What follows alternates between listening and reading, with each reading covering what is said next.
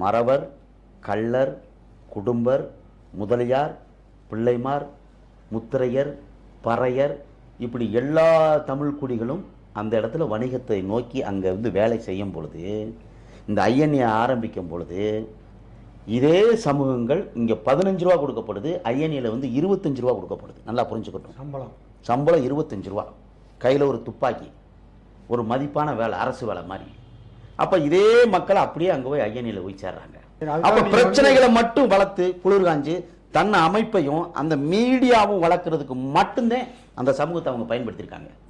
அதுக்காக நீங்கள் வந்து ஐயனைக்கே படையவே அனுப்பலேன்னு எப்படி சொல்ல முடியும்? ஒரு பெரும் கூட்டத்தை வந்து அனுப்புனதா அவங்க நம்புகிறாங்க, சொல்கிறாங்க, தரவுகள்லாம் காமிக்கிறாங்களே. ஐஎன்ஏ ஆரம்பிக்கப்பட்டது நல்ல உறவுகள், மறவர் சங்க தலைவர்கள் ஒரு பொய்யை மறுபடியும் வந்து கட்டமைக்கக்கூடாது. அது வந்து இன்னைக்கு இருக்க வலைதளங்கள், இன்னைக்கு இருக்க அறிவியல் தளத்துக்கு பொருந்தாது. புரிஞ்சுட்டிங்களா?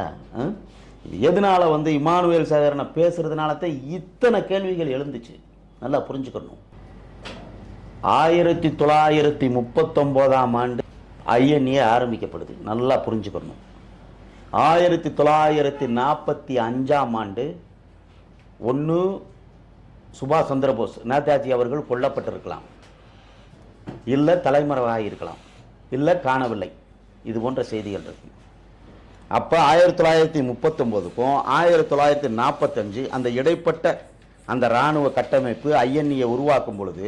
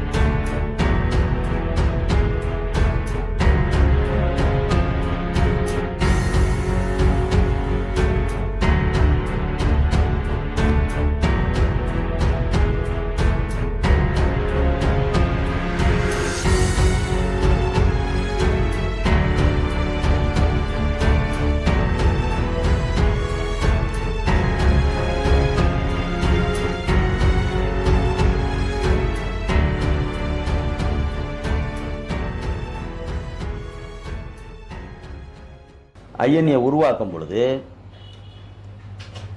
முத்துராமலிங்க தேவர் காங்கிரஸ் சட்டமன்ற உறுப்பினர். நல்லா புரிஞ்சுக்கணும். காங்கிரஸ் சட்டமன்ற உறுப்பினர். காங்கிரஸ் சட்டமன்ற உறுப்பினராக 1945 வரை இருந்த ஐயா முத்துராமலிங்க தேவர் எப்படி வந்து நேதாஜி படைக்கு இராணுவத்தை அனுப்பியிருக்க முடியும்? தரவுகள் இருந்து பேசுங்க, சொல்லுங்க. உங்கள்கிட்ட தரவு இருக்கா? நீங்க சொல்றதுக்கெல்லாம் தரவுகள் இருக்கு. தரவுகளோட தான் நாங்க பேசுவோம். எங்க பேசுறாங்க?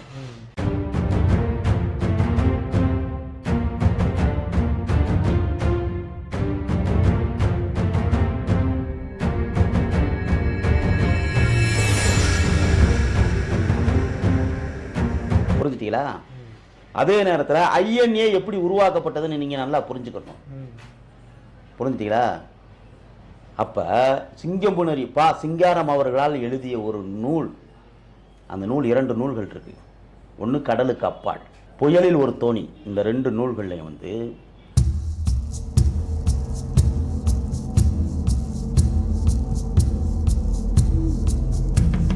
இங்கே உள்ள தமிழர்கள், இங்கே தாய் தமிழ்நாட்டில் உள்ள தமிழர்கள் வந்து மலேசியா, சிங்கப்பூர், பர்மாவுக்கு வந்து வேலைக்கு போகிறாங்க.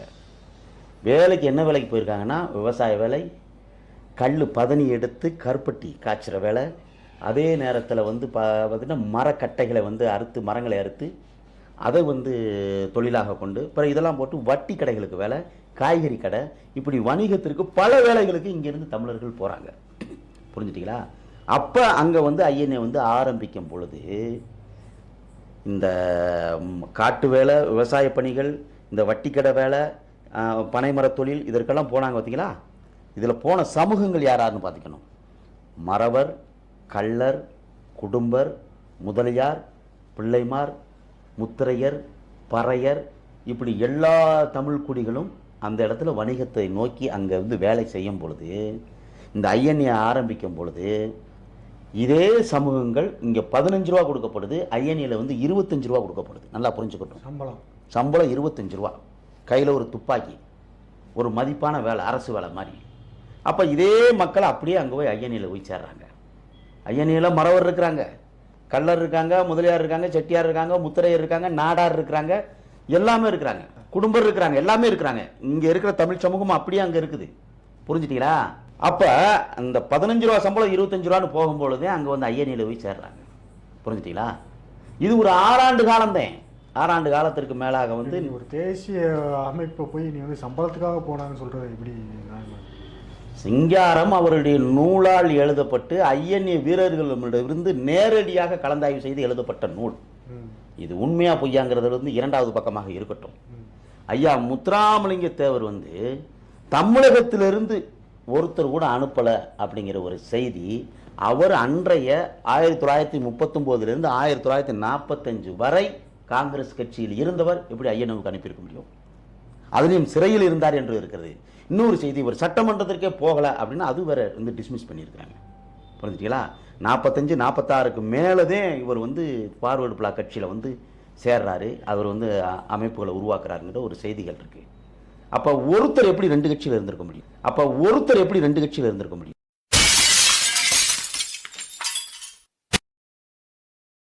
தமிழ் கூர்ந்த நல்லுலகம் நீங்க தாங்க வந்து பதில் சொல்லணும். நீங்க தான் பதில் சொல்லணும். அதுக்கு முன்னாடியே ஃபார்வர்ட் பிளாக் உருவாயிருச்சுலங்க. அதுக்கு முன்னாடி ஃபார்வர்ட் பிளாக் உருவாயிருச்சு 39ல. இன்னொரு விஷயம் கேட்டுக்குங்க, ஐஎன்ஏ உருவாக்கப்பட்டுச்சு, அதுல மாற்று கருத்து அல்ல. ஐஎன்ஏல மறவர் இருந்தாங்க, கள்ளர் இருந்தாங்க, அதுல மாற்று கருத்து இல்ல. நாடார் இருந்தாங்க, பல்லர் இருந்தாங்க, முத்திரையர் இருந்தாங்க, எல்லா சமூகமும் இருந்துச்சு. இங்க ஃபார்வர்ட் பிளாக் 45க்கு பிறகு போய் சேர்றான்னு சொல்றீங்க. 45க்கு பிறகு 45 வரைக்கும் சட்டமன்ற உறுப்பினர் ஐயா முத்துராமலிங்க தேவர் வந்து தமிழ்நாடு காங்கிரஸ் பார்ட்டில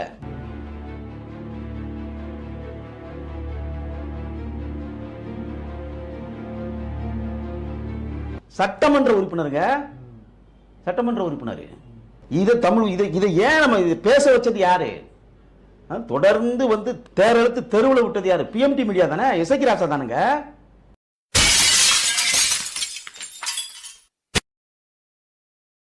இசக்கி ராசா தாங்க தொடர்ந்து பேசுறாரு. அப்ப அதை கண்டிச்சு ஆரம்பத்தில் நிப்பாட்டி இருந்தா இன்னைக்கு இவ்வளவு சிக்கல் வருமா? ஏங்க போய் 3 நீங்க வந்து ஐயா இமானுவேல் சேகரனுக்கு மணிமண்டபம் கட்டக்கூடாதுன்னு வந்து இந்த கலியுகத்தின இவ்வளவு வலைதள காலங்கள்லயும் வந்து கொண்டு போய் அங்கே போய் நிற்கிறாங்களே, அது எவ்வளவு மன உளைச்சலை உருவாக்கி இருக்கோம் சொல்லுங்க.